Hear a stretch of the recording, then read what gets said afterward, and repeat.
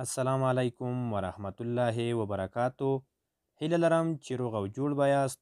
ګرانو زده کوونکو، د لیک او لوست اسانه زده کړې په نوم کورس کې مو درته د کاپ توري کې د کټ موضوع راوړې ده. هیله لرم چې یاده موضوع به مو خوښه شي. کاپ، کټ، کټ. کټ څلور پښې لري. کټ څلور پښې لري. زه د شپې په کټ کې څملم. زه د شپې په کټ کې څملم.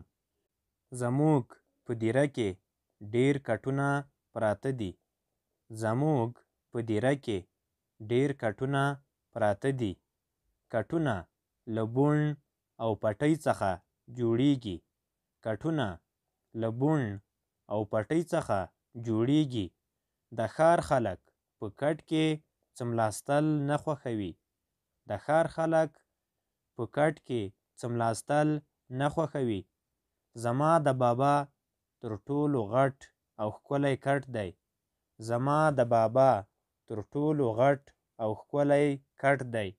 ګرانو زده کوونکو، هغه لغاتونه چې په دې متن کې سخت دي اوس به یې درته وژباړو.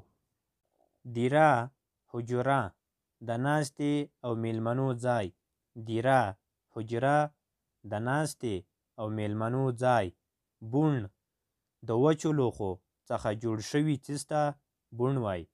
بوڼ، د وچو لوښو څخه جوړ شوي څیز ته بوڼ وایي. کورنۍ دنده.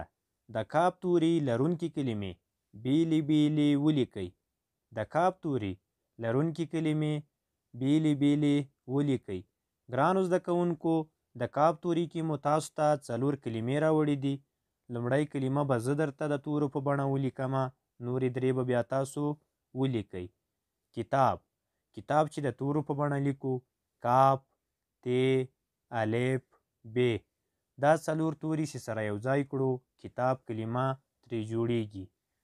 کاپ، ت، الف، ب. دا 4 توري چې سره یو ځای کړو کتاب کلمه ترې جوړیږي.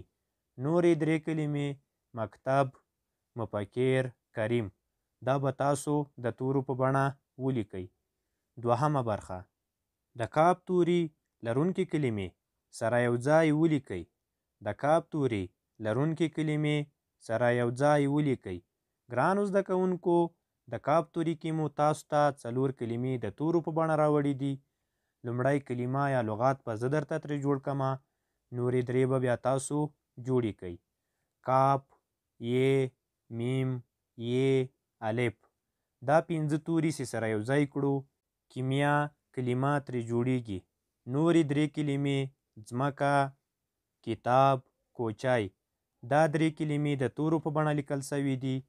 تاسو به یې د لغات یا کلمې په بڼه ولیکئ. ګرانو زده کوونکو، نن مو تاسو ته د کاپ توري کې د کټ موضوع راوړې وه. لومړی مو درته متن تشریح کړو، ورپسې مو هغه لغاتونه چې په دې متن کې سخت وو وژباړل، او همدارنګه په کورنۍ دنده کې مو درته د کاپ توري کې 4 کلمې راوړې وې. لومړی کلمه ما درته د تورو په بڼه ولیکله، نورې 3 مو تاسو ته کورنۍ دنده درکړه. په دوهمه برخه کې مو درته د کاپ توري کې 4 کلمې د تورو په بڼه راوړې وې. لومړی کلمه یا لغات ما درته ترې جوړ کړ، نورې 3 مو تاسو ته کورنۍ دنده درکړه. هیله لرم چې د کټ موضوع به مو خوښه شوې وي. ګرانو زده کوونکو، د کټ موضوع ځان سره 10 ځله تکرار کړئ ترڅو په اسانۍ سره وکولای شئ لیک او لوست زده کړئ.